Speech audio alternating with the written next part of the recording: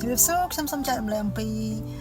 កាលពីសម័យមុនគេបានឲ្យវិស្វករម្នាក់ហ្នឹងគឺគាត់ទទួលធ្វើគម្រោងមួយដែលតេតឹងទៅនឹងសាលមហោស្រពណានៅក្នុងប្រទេសអ៊ីតាលីដល់ពេលអញ្ចឹងទៅ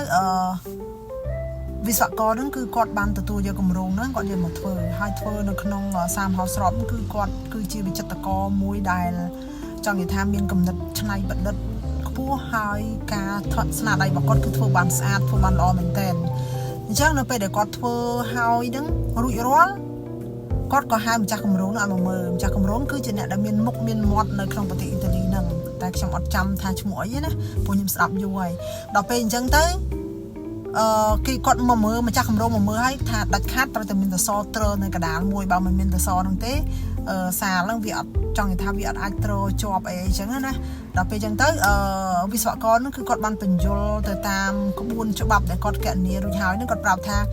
អត់ចាំបាច់មានសសរទេកាលណាដែលដាក់សសរនៅកណ្ដាលហ្នឹងគឺវាធ្វើឲ្យបាត់សោភ័ណភាពហើយក៏វាមិនបង្ហាញនូវភាពអស្ចារ្យឬក៏លេចធ្លោដែរប៉ុន្តែម្ចាស់គម្រោងនៅតែចេះរឹងរូសដដែលថាអត់ទេត្រូវតែដាក់សសរហ្នឹងគឺត្រូវតែដាក់ព្រោះគាត់គឺជាម្ចាស់គម្រោងត្រូវតែធ្វើតាមគាត់ដល់ពេលអញ្ចឹងទៅវិស្វករហ្នឹងគឺគាត់ទាល់តម្រេះមានន័យថាវិស្វករគាត់ចាប់ផ្ដើមទាល់តម្រេះថាគាត់ទទួលគម្រោងរបស់គេយកមកធ្វើអញ្ចឹងបើគាត់មិនស្ដាប់តាមគេមានន័យថាគាត់នឹងពិបាកនៅក្នុងការដោះស្រាយតែបើគាត់ស្ដាប់តាមគំនិតយោបល់របស់គេវាខូចអ្វីដែលជាស្ថាបត្យកម្មរបស់គាត់អញ្ចឹងណាមានន័យថាគាត់ចង់បន្សល់ទុកស្នាដៃដើម្បីអ្នកចំនួនក្រោយដឹងថាគឺជាស្នាដៃរបស់គាត់ហើយគឺជាស្នាដៃដែលអត់ខ្ចោះក៏ប៉ុន្តែគាត់ត្រូវតែធ្វើម៉េចដើម្បីឲ្យមានន័យថាមិនមែនថាការឈ្នះចាញ់ទេប៉ុន្តែធ្វើម៉េចដើម្បីឲ្យម្ចាស់គម្រោងទទួលយកអាទាំងអស់ហ្នឹងប៉ុន្តែម្ចាស់គម្រោងនៅតែមិនទទួលយកពីព្រោះដោយសារតែគាត់មើលហើយមើលទៀតគាត់នៅតែទទួលយកកំណត់ថាត្រូវតែមានសសរទ្រនៅកណ្ដាលបានសាលមហោស្រពនឹងជាប់អីចឹងណាដល់ពេលបន្ទាប់មកគាត់ព្យាយាមជជែកព្យាយាមដោះស្រាយព្យាយាមចង់និយាយថារកមធ្យោបាយជាមួយម្ចាស់គម្រោងនឹងបែបណាក៏នៅតែមិនព្រមដែរអញ្ចឹងទីបំផុតដើម្បីជំនះនៅគំនិតចចេះរឹងរូសរបស់ម្ចាស់គម្រោងហ្នឹងគាត់ក៏បានធ្វើតសមួយធំនៅទ្រនៅកដាលប៉ុន្តែតសហ្នឹងគឺគាត់ធ្វើមិនអោយដល់ពិដានរបស់អាគារហ្នឹងទេមានន័យថាពិដានរបស់សាលមហោស្រពហ្នឹងទេគឺគាត់ធ្វើហើយគឺគាត់មានន័យថាគឺគាត់ធ្វើឲ្យតែមានទ្រង់ទ្រាយតសប៉ុន្តែអាតសប្រុសទៅដល់លើហ្នឹងគឺវានៅពីក្រោមវាអត់ដល់ទេហើយគេក៏មិនបានចាប់អារម្មណ៍ដែរហើយម្ចាស់គម្រោងនឹងក៏ទទួលយកដែររហូតរាប់រយឆ្នាំក្រោយមកទៀតទើបមានអ្នកសិក្សាអ្នកស្រាវជ្រាវក្រោយអំពីស្នាដៃរបស់អ្នកសាងសង់នឹងអញ្ចឹងណា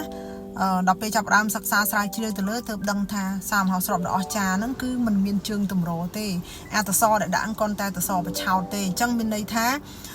វិស្វករនឹងគឺគាត់នៅតែការពារគំនិតរបស់គាត់នៅតែការពារគម្រោងរបស់គាត់ដែលគាត់គិតថា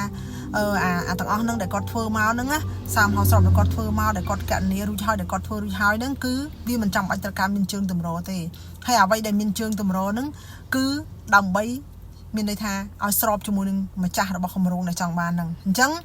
តាមការស្រាវជ្រាវកាត់ក្តីក្រោយមកគេក៏បញ្ជាក់ឲ្យច្បាស់ថាតាមពិតទៅវិស្វករហ្នឹងគឺគាត់ធ្វើត្រឹមត្រូវហើយអ្វីដែលធ្វើហ្នឹងគឺมันអាចធ្វើឲ្យវាបាក់វាស្រុតវាកើតទេហើយគឺជាស្ថាបត្យកម្មដែលអស្ចារ្យអញ្ចឹងហើយអ្នកដែលចង់ឈ្នះគាត់កាលពីសម័យនោះគឺជាមនុស្សដែលមានមុខមាត់មនុស្សដែលមានទឹកលុយនៅក្នុងសម័យកាលហ្នឹងដើម្បីចង់បំបាក់គាត់ដែលជាវិស្វករហ្នឹងអញ្ចឹងណាអញ្ចឹងគំនិតនៅក្នុងរឿងនេះក្រោយមកធ្វើយើងដឹងថាអ្វីទៅតែមានតសហ្នឹងមែនប៉ុន្តែតសហ្នឹងវាអត់បានទ្រពីដានខាងលើហ្នឹងទេអញ្ចឹងគេចង់បញ្ជាក់ប្រាប់ថាពេលខ្លះដើម្បីជំនះគំនិតរបស់មនុស្សចេះមនុស្សរឹងរូសហ្នឹងណាយើងមិនចាំបាច់ទៅប្រកែកគ្រប់រឿងដើម្បីឲ្យឈ្នះទេយើងស្របទៅប៉ុន្តែយើងត្រូវមានហេតុផលរបស់យើងថាយើងស្របនៅក្នុងករណីណាមួយព្រោះមនុស្ស100 ចិត្ត 100យើងអត់អាចទៅតម្រូវចិត្តគេក៏មិនអាចតម្រូវចិត្តយើងតែអ្វីដែលសំខាន់គ្រាន់តែយើងដឹងថាអ្វីដែលយើងធ្វើនឹងគឺជារឿងដែលត្រឹមត្រូវទៅគឺបានហើយអរគុណច្រើន